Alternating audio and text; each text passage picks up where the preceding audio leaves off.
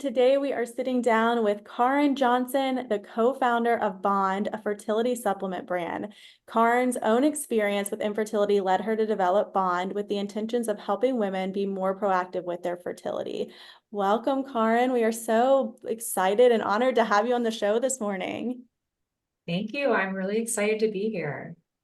I did a deep dive on Bond, and I number know, one, right? Me too. I yeah, was like stalking it number all one, day. yeah, it's the products themselves are incredible. I've already like signed up for like my free 15% off, and Oh my gosh. definitely interested in using them. Amanda and I both are trying to conceive our second, so we're just really honored to have you on and really hear the backstory. I know this was probably a passion project for you in terms of you walked your own path of infertility. So I think let's start there. Listeners would love to kind of understand the root. Sure. So, I guess the best place to start is I met my husband when I was very young, and we spent about 5 years together before we got married. So when I got married, I was still young, but I was ready to conceive like right away. So we had a super short engagement. I planned a wedding in 6 months, and then we got married in August. And that's when we started trying to conceive. But after a year of trying naturally, we hadn't had any luck. So that was a year post wedding. And, per the typical US healthcare system, we went into our OBGYN to start the process of just trying to understand what could be going on. I'm a very spiritual person by nature, so I felt like I was going to have an issue. I just like felt it in my body. So I was a little bit mentally prepared for the journey, but we went to the OB and did all of the tests on his sperm, did the tests on my fallopian tubes. Everything looked totally normal and great. So we proceeded with starting with IUIs, and um, our first IUI was, I think they say textbook. It was, I think, 4 eggs that developed. And again, just no luck. And I think the other thing to say is part of my story is that I've never been pregnant naturally. I've never had like a whoopsie. I've never had just an instance where I thought I might be pregnant. I hear a lot of women saying that now, which is interesting and maybe, should perk up some people's ears. But yeah, it was definitely kind of the first sign for me that I wasn't even getting pregnant, even just a little bit. But the first IUI didn't take, so we proceeded with a second, and then a third, and then a fourth. None of them any luck, but again, beautiful eggs. So just had no explanations at that point. And then we were referred to a reproductive endocrinologist. I'm located here in Chicago, so I feel like had access to best in class care. Chose a reproductive endocrinologist with such a great success rate, and started the process of IVF. Went through an egg retrieval, and they ended up pulling out 30 eggs during that retrieval. So again, I was basically like, they should have had a picture of me on the wall. I was like the Right. poster child for their place. That's a But lot. that's wild. I know that's actually borderline too much, but because I did get what is ovarian hyperstimulation syndrome. And I don't know, did either of you get that?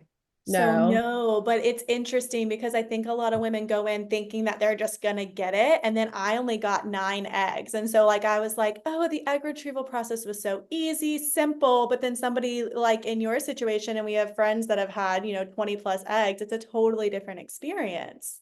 Yeah, yeah, indeed. So you almost feel like you're 3 months pregnant. So your belly has to deflate, and you have to be very careful with what nutrients you're putting in your body, and up your salt intake. Anyway, so they took 30 eggs out of me. And then at the end of the day, I believe we had 12 tested embryos. So a very good amount of embryos we were able to store. So again, just felt like the odds had been against me, which at that point, we had no other answer. So started to go down the path of implantations and prepped my body for my first implantation.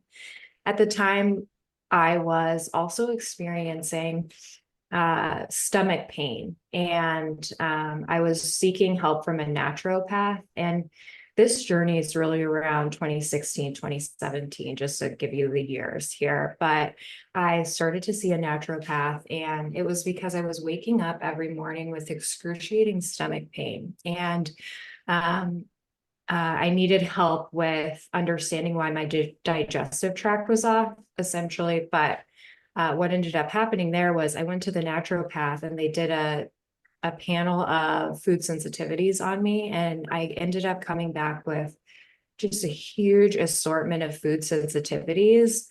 And so I started to cut all of those foods out, and it was, over 100 different items. And, 2016, 2017, they didn't connect it for me to the gut. It really was left at, you have a lot of sensitivities that you need to avoid. So I started taking like very proactive measures with my health and what I was putting in my body, and trying to follow a better regimen to kind of clear my stomach problems, but I hadn't connected them to fertility at that point.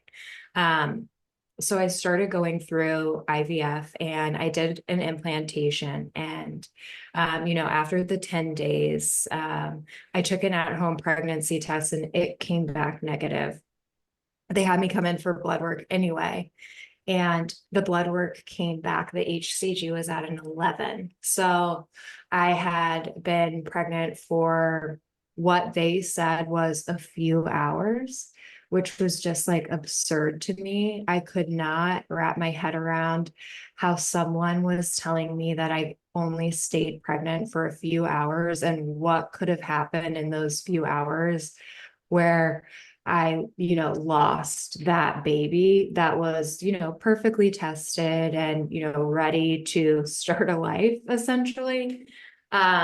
So that's when I really started asking a lot more questions, and really pushed my doctors in a much bigger way to get on the recurrent miscarriage panel, to stop being treated as just bad odds. And I started seeking additional answers because something just wasn't right for me. The fact that my reproductive organs were functioning basically perfectly, but nothing was happening from a pregnancy standpoint. It didn't work in my brain as like the final answer. So I started doing my own research, and I ended up finding a book called Is My Body Baby Friendly?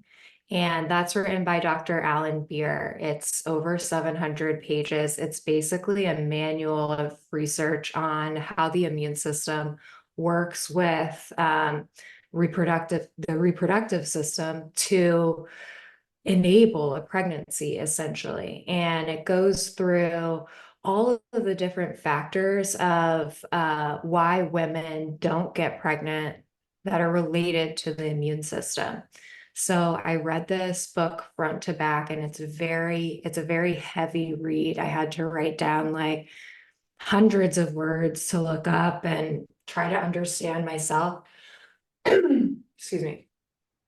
And at the end of that book, there was a list, and again, this was 2016, so the book has been updated since, but there was a list of 3 doctors in the US that practice what is reproductive immunology. And one of those doctors, Dr. Joanne Kwok Kim, is located about 45 minutes outside of Chicago. So I just felt like extremely lucky that there was one in 3 doctors that was in driving distance from my house. So I called over to her clinic, and they put me on a 6-month wait list to try and to get in there. So, I I added myself to that wait list. And at that point, my reproductive endocrinologist and my OBGYN were not sure that they believed in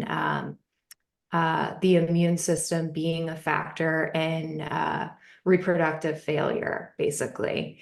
And so they said, you can pursue this path should you want to, and we'll basically look the other way. So not really collaborate, but not really say like, don't take that medicine protocol, etc. So I didn't really know what to believe because my main doctors who were, my line of expertise were kind of saying like, you don't really need to think about these things. Like, you're just bad odds. And there's not enough research in this area yet. So And I'd say I, I was gonna say even in 2024, that's still the vibe of these reproductive endocrinologists. I mean, so Alan Beer, we actually the guest that is airing on Monday, she's a patient of his in California.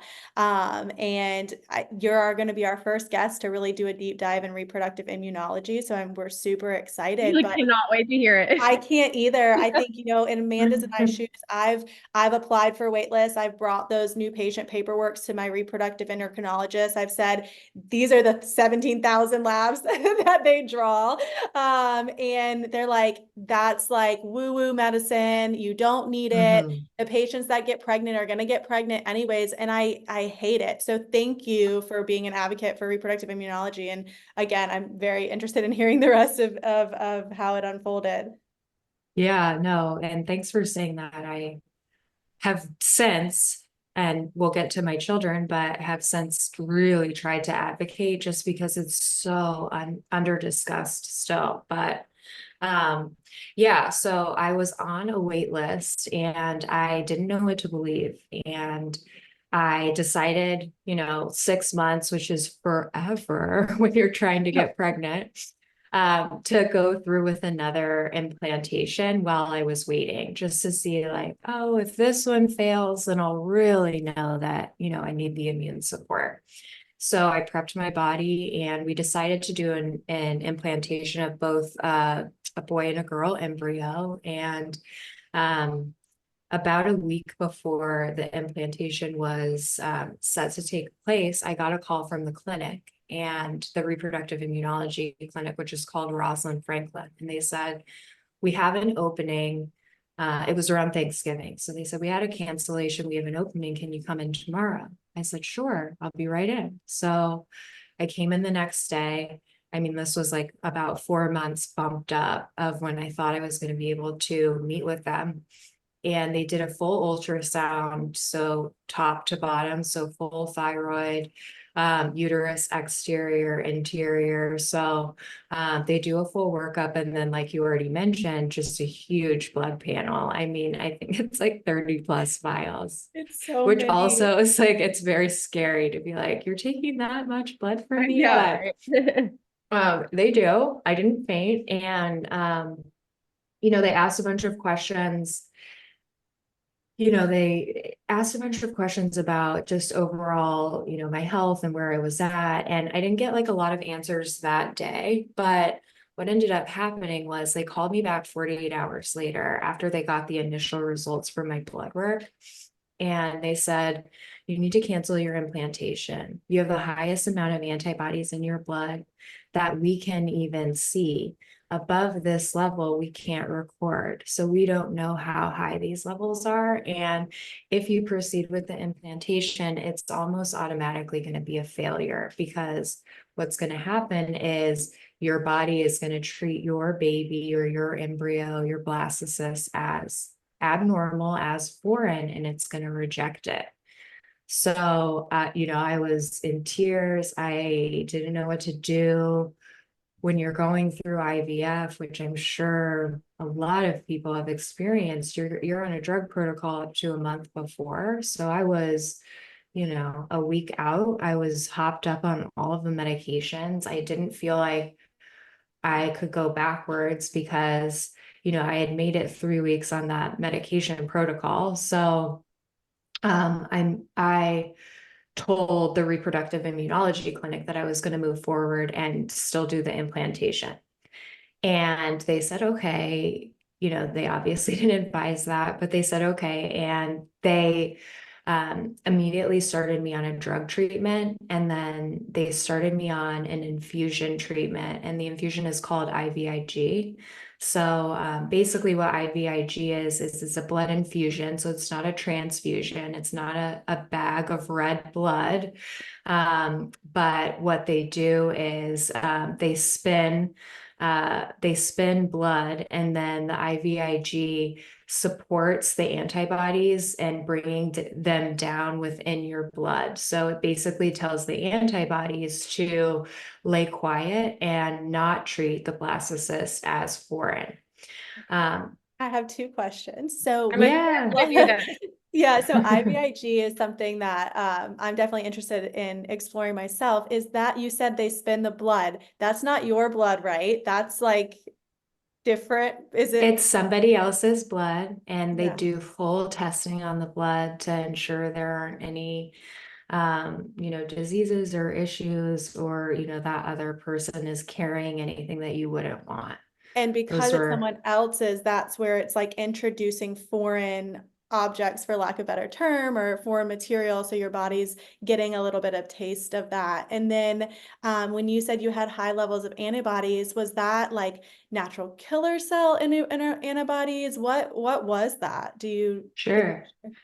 I love that we're getting this deep. I really do. you, I have really high levels of anti-nuclear antibodies. Sorry, I said that. I have. Oh my gosh. Like I need to know all of the things. wait, you have that, Yeah. Oh, you have Amanda? it? I have ANA and the anti-DSNA because of my lupus. Okay, I don't So, know anything about this, So so yeah. please So like share. this literally I'm like, yes, okay, tell me all so the things. so I have I forget the name of the lupus antibody, but I have what they've said is like dormant lupus and dormant Hashimoto's. So I walk around very healthy. I look healthy. I feel healthy, at least to my own definition of that, right?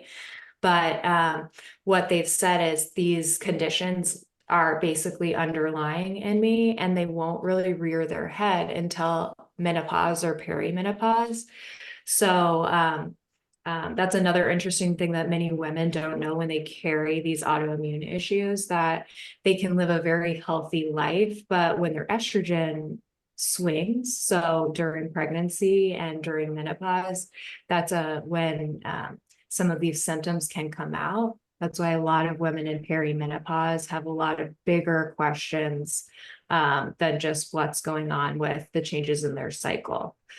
But yes, basically I have high ANA, and then my TH1, TH2 ratio jumps to weird levels when pregnant. That's So what what I was gonna ask. So just when you're pregnant, your thyroid immediately goes out of whack. And I think I heard you say, you were pregnant for a couple hours, you have this biochemical pregnancy, and I don't know how much you know about Amanda's and I's story, but we also have had multiple mhm, of those. And so it is very interesting. And I think reproductive immunology does a phenomenal job of continuing to test through preconception and pregnancy, because you could have perfect levels and then you conceive and everything just spirals out of control. And so right. I love that you're sharing at that level. Okay, so sorry to derail, but you do your I know. IVIG, you have your diagnosis, that your a couple diagnosis with that transfer. So what happens next? Yeah. So and we can get into the drugs too if you'd like, but Love it. All the I was details. on also on a pretty intense drug protocol that included prednisone, which is a steroid, and that was the hardest one for my body to take on, because it makes you a little bit mentally unstable. It keeps you up at night. So you lose sleep, and then you kind of have the side effects of having no sleep. But I was on prednisone, Plaquenil, and tacrolimus. So interestingly enough, after after all of this, years later, my father-in-law ended up having to get a liver transplant. He had non-alcoholic cirrhosis. So he got a liver transplant and came to my house afterwards because I was close to Northwestern. So we cared for him here. And in case his new liver rejected, we could get him to the hospital in like 5 minutes. But we cared for him here, and he was on a very similar drug protocol because it is so similar to the situation I was in, where your body is basically receiving a new organ, if you will, and you have to accept it. And my body wasn't naturally going through that process. So I went through the implantation with this new protocol. I took on the fear of, what would these drugs do to a potential baby, which is something that we all have to think about when, we're faced with these situations, because these aren't the pregnancy safe class of drugs, so to say. This is so interesting. I don't mean to cut you off, but Plaquenil is like the medicine I take every day. So that's right. that's my lupus medicine. So it's so crazy that that's like what you were like taking. That's like my Yeah. standard. I mean, I take it every day for like the And last. most of those drugs, I had not heard of the third one, but I know like prednisone, those are like immune suppressants somewhat. Is that right? Mhm. Okay. Yeah. Yeah. Yeah. Interesting. Okay. So Sorry. yeah, prednisone suppressing the immune system and also supporting inflammation coming down, which is a huge factor when we carry autoimmune diseases. We have crazy amounts of inflammation, unfortunately. So yeah, that was the purpose of that one. We went through the implantation though. It ended up being positive. We found out, I took tests at home at that point. I was like, nah, I'm gonna wait the 10 days, right? Like too Absolutely not. much going on.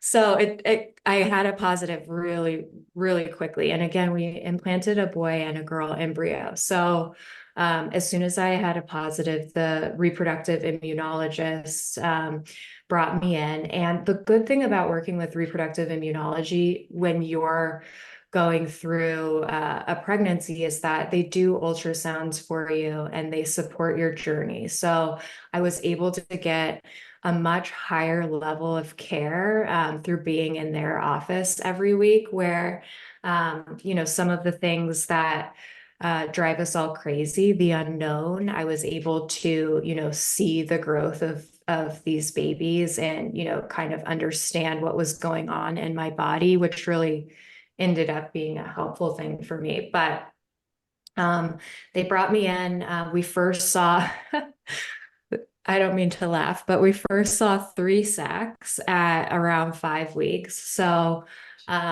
we were saying triplets for a second, which then turned into 2 sacs. And then, you just see them as little circles at first, and then they start to develop. And yeah, I was pregnant with twins. Around Thanksgiving, I was 6.5 weeks. My parents flew into town and we got to tell them that they were going to be grandparents for the first time, which was such a special moment. The next day was the Wednesday before Thanksgiving. So I brought my mom to my ultrasound with me at the reproductive clinic, or the immunologist clinic, excuse me. And on the ultrasound, my mom was in the room. This is one of the most devastating days, but on the ultrasound, they both had heartbeats, but the girl's heartbeat was slowing. And because we had watched the pregnancy so closely, we knew something was wrong. And so the ultrasound technician said, you're going to lose this baby probably within the next week. This isn't a normal heart rate trend. And unfortunately, these are some of the things that happen when, you're working in a body that isn't necessarily totally accepting of pregnancy to begin with. So it was a really traumatic, sad day, and I felt overwhelmed with sadness because I felt like I had put that sadness on my mother. Like I had brought that to her instead of like protecting her from it.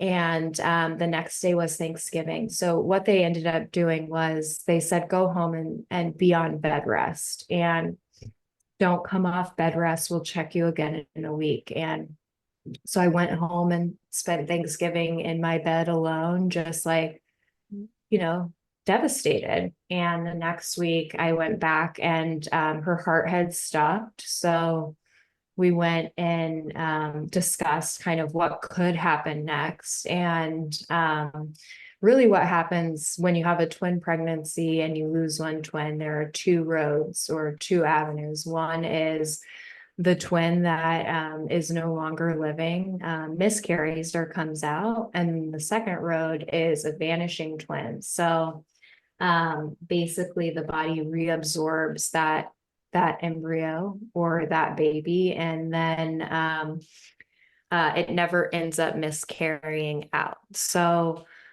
we at that point just, were praying and hoping that I wouldn't miscarry because she was farther up than him.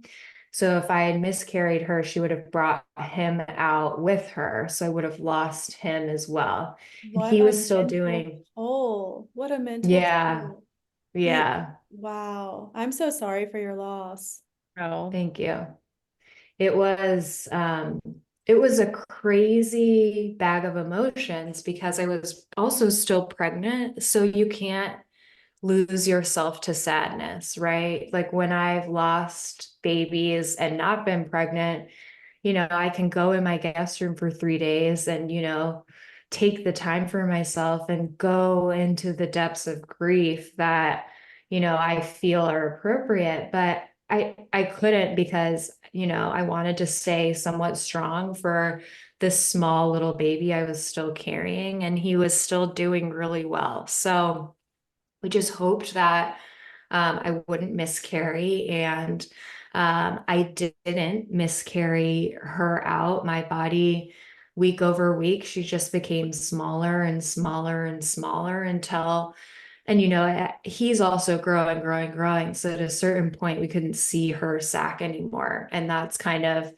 how it goes with that. But I stayed on bed rest pretty much the remainder of my pregnancy. So by about 34 weeks, I was allowed to do a little bit more. But yeah, I was very low movement. And I had hematomas as well, which I know you discuss on the show a lot, but we uh, we got scared about that. So I would go to work and sit at my desk, but I wouldn't do anything else. I wouldn't go out, I wouldn't work out, I wouldn't leave the apartment for other reasons. So that was my life. It was a scary time. I didn't tell anyone I was pregnant until I was 22 weeks, until I had to. There was no celebration. I was told every week that I would most likely lose him as well. My ANA levels were through the roof. Right before I lost her, I don't want to scare people, but my TH1, TH2 spiked.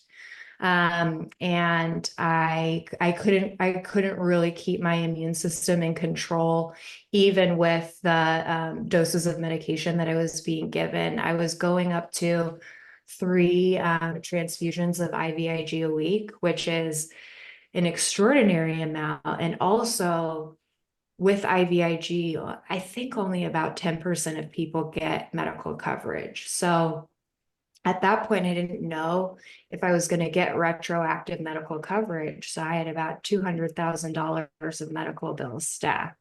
And I was Oh just freaking out. my gosh. But I And was so you're pregnant, so I wasn't going to not do the IVIGs, Yes, that's what I was gonna say.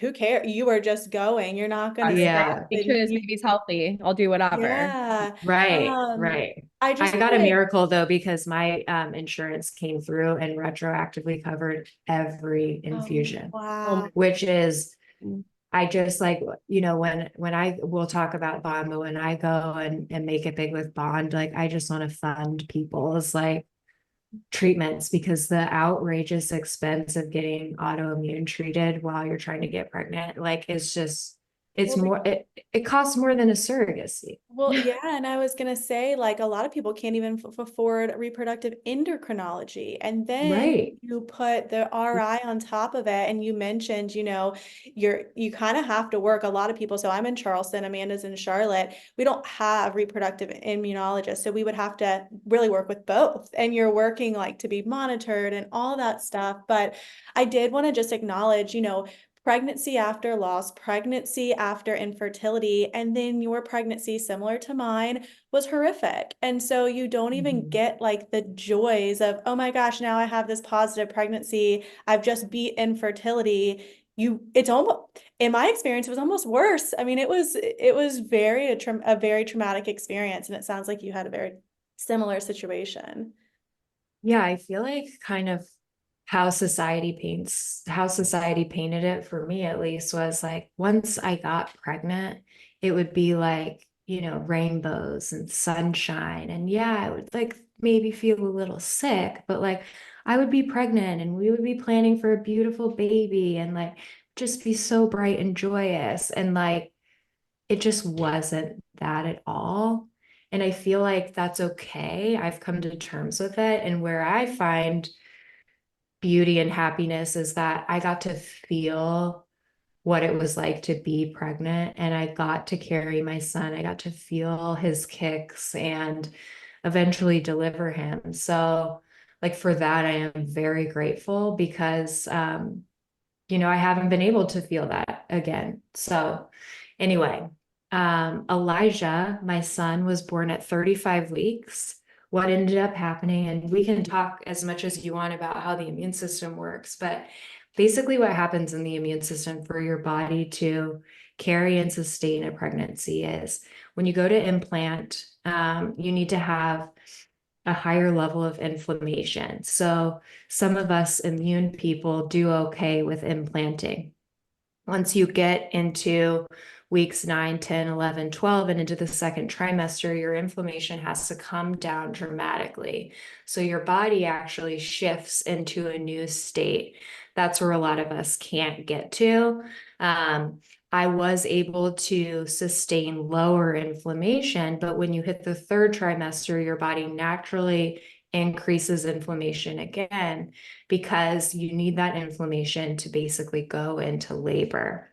What happened with me was my body increased that inflammation too fast. So the inflammation broke my water at 35 weeks. So which again, just people don't know these things, but my water, so I was on my couch eating nachos off my belly, by the way. And Love on it. a conference call. By the way, during this time, I was the CMO at Vital Proteins. So I was keeping like a very intense career going for myself. But Yeah. I was on a conference call eating nachos and I was like, I really have to go to the bathroom. So I went into the bathroom on the call. We were planning for this like mega like billboard photo shoot. I look down and it's straight blood pouring out of me. Oh my Yeah. gosh. Oh my gosh, how I've traumatic. never gotten this real, but I feel like this is the podcast. This is the Or Oh, podcast. please, 100%. We want all the details. Oh my, I thought you were gonna say water, Yeah, me but too. or no, Blood. fluid. blood. So I was like, I gotta go with the phone. I was screaming. My husband was home, thankfully. We called 911. And they said, okay, we're gonna send an ambulance. We're on the phone. I had, thank God, a fetal Doppler in my house. So I went and grabbed that to see if the baby was living because I was so scared. Yeah. And the the dispatcher for 911 said, okay, we're sending an ambulance and we have to send you to the closest hospital, which was not Northwestern, which was, in Chicago. It's hit or miss. I don't know what hospital it was, but I was like, I have to go to Northwestern. Like, I'm high risk. I need help. Like, anyway, so we canceled the ambulance and my husband drove me to Northwestern triage, literally like a murder scene. Like I had just been shot, blood dripping, following me in a trail into the hospital. I wish like a bystander, like anyway. So we get in, they immediately take me to do an ultrasound, and everyone there was just so calm. Like, yeah, you're in labor. Like, this is labor.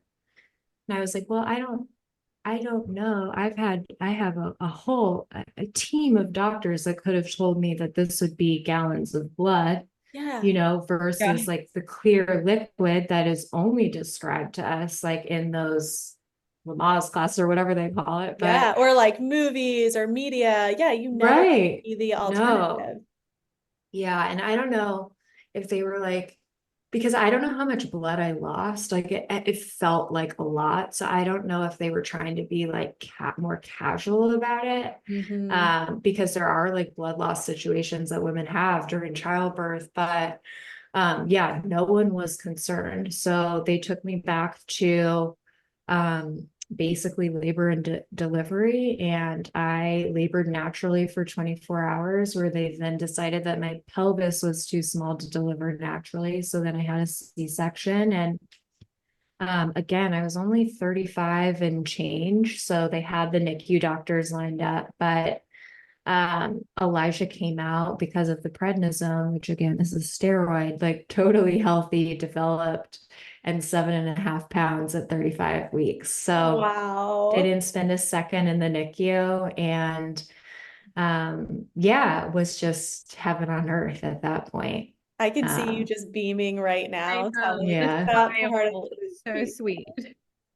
yeah, my little miracle boy. He's 6 now. Wow.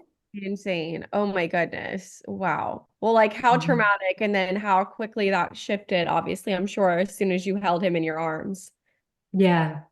Well, immediately. And just like as you two know, the love is so great when the loss is so great. And I feel like we all love our kids, but just like the joy and the excitement and, you know, just the excitement to be a mother, I feel like you don't take any of it for granted. Yeah, So, my daughter's almost 2, and we were just last night looking at the videos, and I'm just like, I just can't believe she's real. Like, it's seriously like such like this mental, like, wait, is she really here? Like, is this Yeah. not all been a dream? So I definitely relate to that. Oh, for sure. yeah. Oh My my angel. So, yeah, sadly, the story doesn't end there. We can keep going if you'd like. Yeah, absolutely. We're so thankful we get like the ins Yeah. and outs of, how your experience unfolded. And I definitely wasn't expecting all of that. So, okay, you have your son, and at that point, are you thinking, one and done, or okay, I've done this. I think I want to continue to grow my family. It sounds like you're already in the supplement world. Yeah, where does it go from here?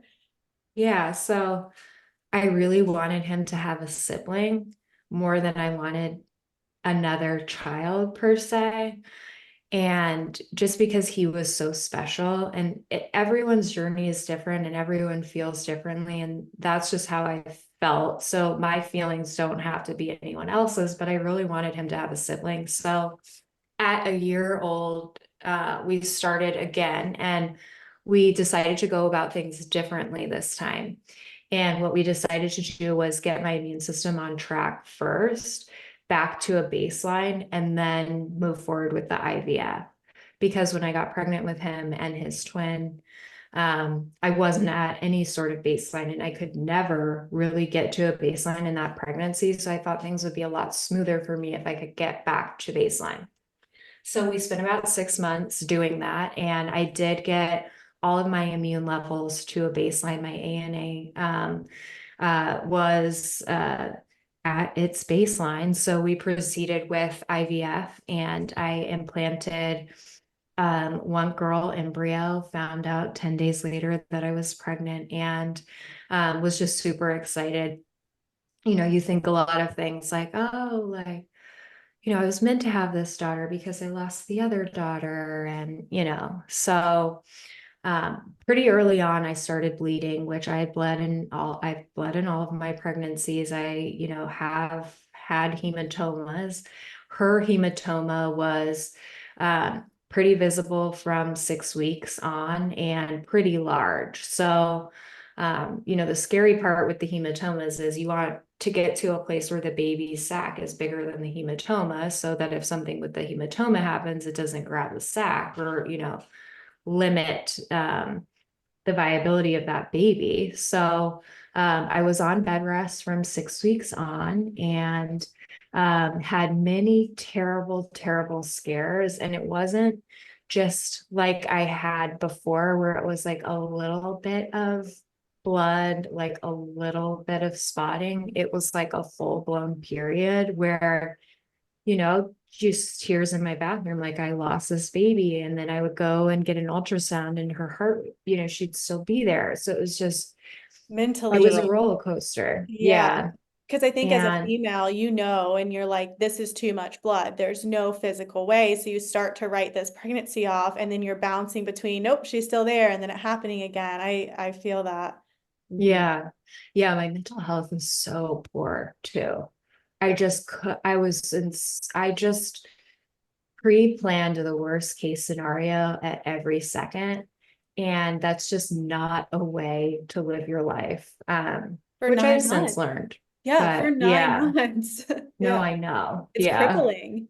It's crippling, and it's a defense mechanism, but it's not saving us from anything. It's just enabling the hurt to occur for longer and to occur when it doesn't need to happen. Mhm. But yeah, so I stayed on bed rest and made it to 12 weeks, was really excited to make it to 12 weeks because of all these like horrendous situations that were happening to me through this pregnancy. And at 12 weeks, they were like, okay, you're a little bit more in the clear. Like, we're feeling a little bit better about this. So I was feeling more positive. But at 13 weeks, um,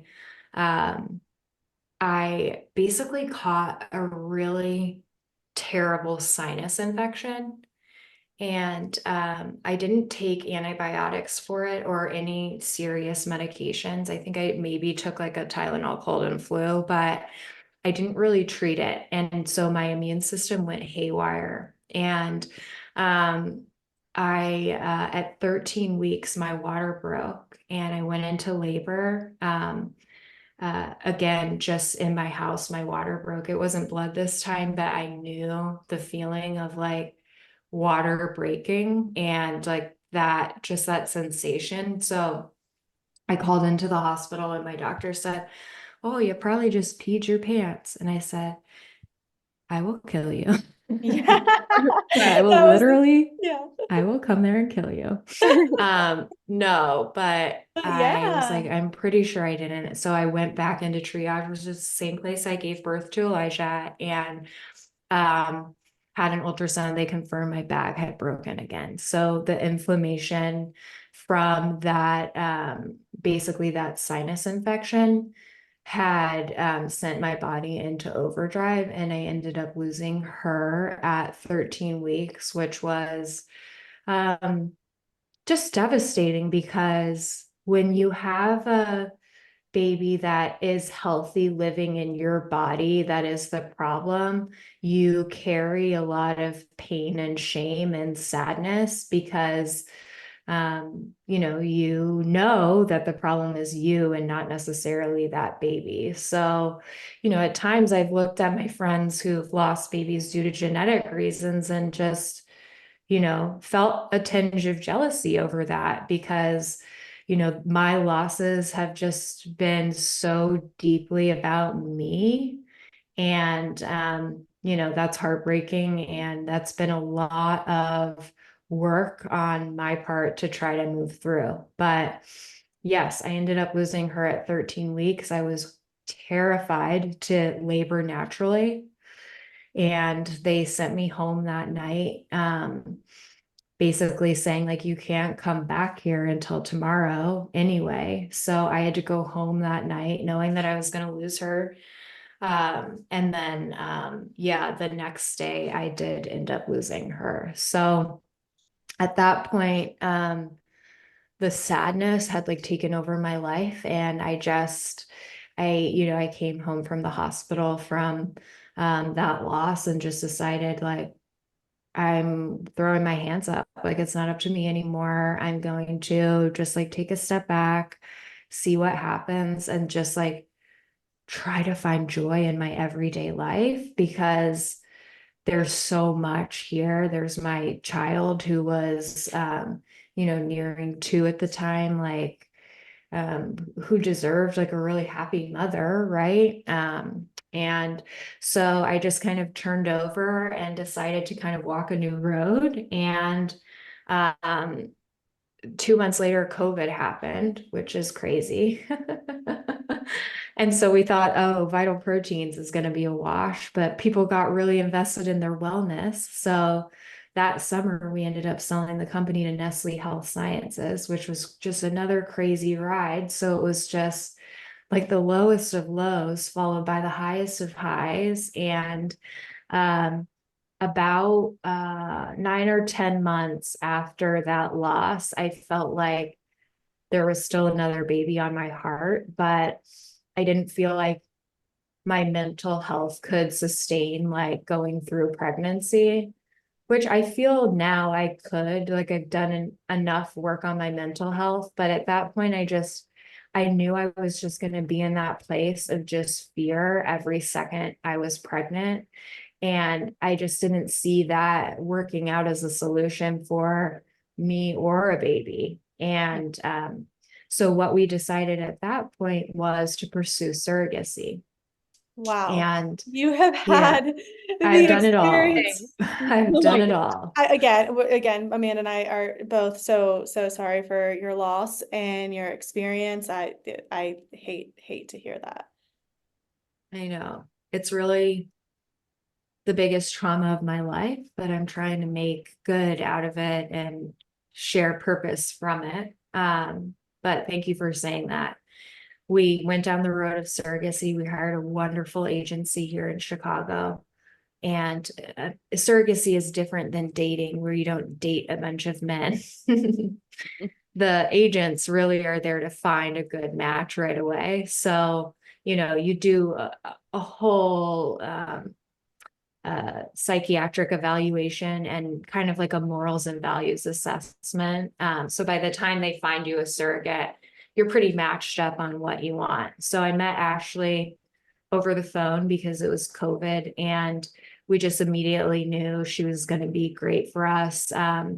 Just a beautiful Christian woman from Iowa, doing it for the right reason of wanting to help a family, wanting to bring life into this world. She has 3 children of her own and loved being pregnant, which I was like, you're going to have to explain that to me. But You're like, that is foreign. I don't know what that is. yeah, it's like, you go ahead with yourself on that. But yeah, so, and they really encouraged me, because I was very traumatized at the time, but they encouraged me, like, have a relationship with her. Don't just show up to the birth of this child. Like, give it a shot. It doesn't have to be so negative of an experience. So I really gave it a shot, and Ashley got pregnant, first implantation with my little girl, who is 3 years old now. Her name is Ruthie. And it was just a great pregnancy, an open-minded pregnancy. Ashley is a sister to me now, and I have my daughter through her. So for that, I am eternally blessed. But that is how I ended up bringing my daughter to this world. And yeah, that's my infertility story. Wow. That is No, so much. And like, congratulations on your daughter, especially like just after everything. And then you got your little girl. Like, Thank so you. sweet. Yeah, I do not take it for granted, and I over spoil her. Oh, I'm sure. I think all 3 of us probably do that with our kids. Oh my gosh, what a beautiful story. And you walked several different paths here: IUI, IVF, surrogacy, RI, RE. Okay, so Yeah. where does bond come in? Yeah. Oh, yeah. So once Ruth was born, I really just felt Well, how it really started was I started doing advocacy. So I really just wanted to help women. In the beginning, we were donating money and, trying to link up with IVF and, people going through IVF who needed support. And I really wanted to help in a bigger way. And there just still wasn't a lot of knowledge on, immunology as it works with your reproductive health or reproductive immunology. So I reached out to a bunch of researchers and just of the recent research that I was reading because I had stayed pretty abreast to everything that was in that original book. And one of the researchers, Dr. Gilmore, was out in Detroit and he runs one of the larger research facilities for autoimmune and fertility. And he invited me after we chatted. And I would originally reach out to these people and just ask them to send me more research because they would always have research that wasn't online. So I'd be like, can you send me like the other things like I can't access, things you're working on? And they always would, but Oh, he's so that's sweet. so cool. I know like I your know. website has your white paper on it, and I'm like, oh, this girl's cool. Like, that's really neat. Yeah, I wrote a white paper too. I saw That was like that. my favorite thing I've done. But yeah, so he invited me out to come speak to his researchers because they sit in their facility and they don't really experience us, which is crazy because they do such important work. And it's like the two sides weren't really meeting. So he said, come out and share your story. So I prepared a full hour presentation. I like charted all of my different immune levels for them, like every piece of data so that they could just see like the data side with the emotional side of like what everything was for me. And afterwards, he took me through the lab and was just opening my eyes to everything that they were working on, all of their research. And I just went back to that feeling of those doctors not believing in this form of science and how much it had helped me bring my son into the world.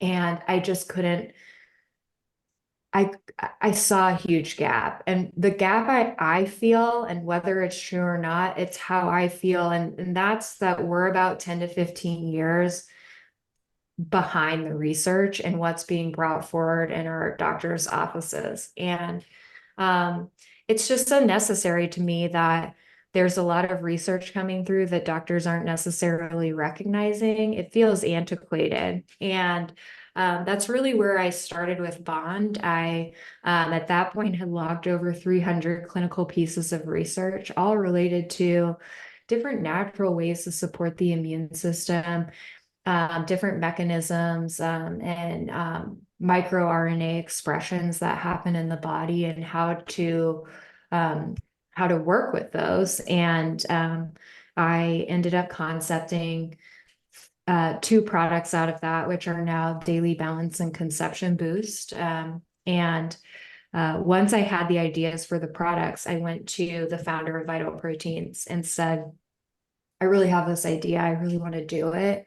This is the idea. This is the gap. And he knew because he had been next to me, when I lost that baby at 13 weeks. I mean, that like he had seen every up and down with me. So, he was like, yeah, let's do it. And, asked me to do more for him. So we ended up building more of a venture studio and our own manufacturing facility. So it's a larger enterprise, but I launched Bond in October of last year of 23 as a supplement brand for hormone health and for reproductive potential or reproductive health. And all of the products are centered around different need states, whether it be fertility, conception versus PMS, hormone support.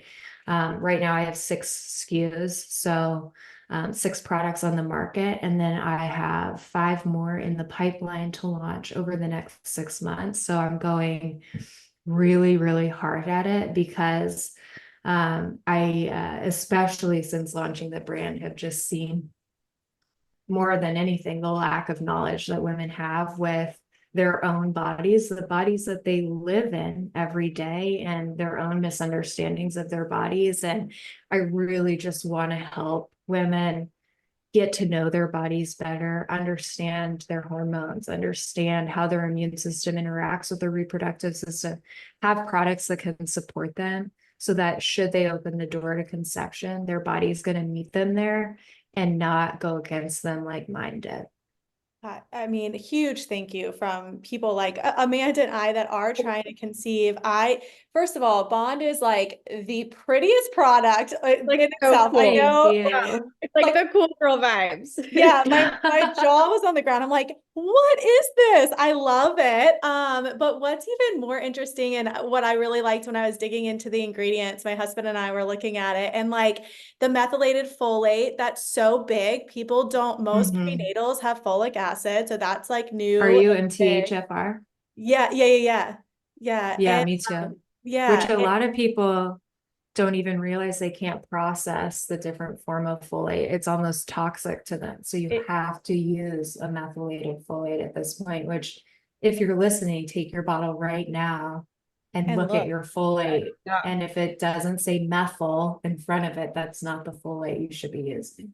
Yep. Spot on. And Yeah. that's something I only learned after 3, 4 miscarriages, right? And I'm like, what am I even taking? This is ridiculous. It's not processing into my body. So we thought that was really neat. The other thing is like, for me, my vitamin D levels are always really low. And so like prime for conception is like what, 50 or 60? And typically Mhm. like I went in at like 25, 30. And so for me, I was taking a prenatal, I was taking vitamin D, and then I was also taking CoQ10.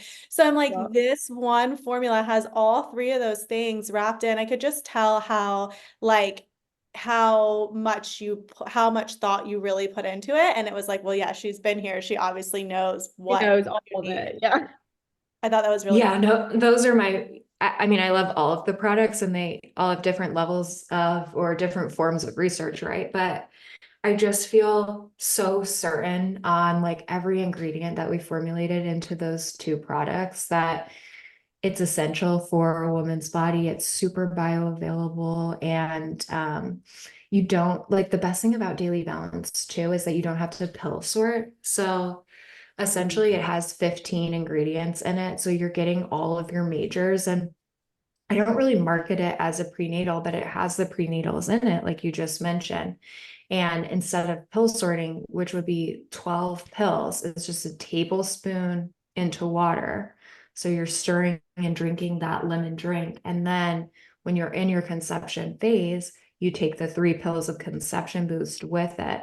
So you're only ingesting 3 pills a day versus, I mean, I was up to like 3 rounds of pills a day. Like, and I mean, it's disgusting. it Like is. you keep Yeah. those I in your look, stomach and yeah, I it's look back and I hard. have like the pictures of my palm with like all the pills in my palm when I was going through it. But okay, so for listeners, if they're like, what the heck is Bond? Um, can you share your website, your Instagram handle? And then I know I've already been like deep in the website, but there is because there's 6 products. Is that what you, Mhm. yeah, 6 products, but there is like, you can click when you hit shop, there's like a fertility bundle. And I think that's what you just described, right?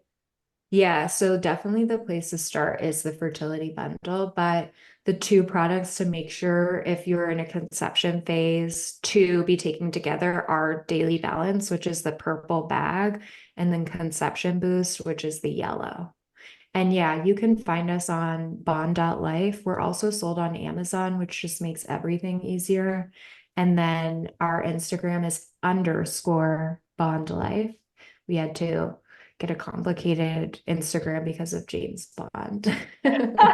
He took the good ones. Oh, that's great. That's great. Well, we'll definitely have it in the show notes if people are still confused, and we will link it on the Instagram. But oh my gosh, this was like so educational for me. I am ordering your stuff as soon as I hang up. Yeah, I Thank am just you. so invested in your experience and what you have done research wise and collaborative wise to make sure that there's products out there for women that are supportive.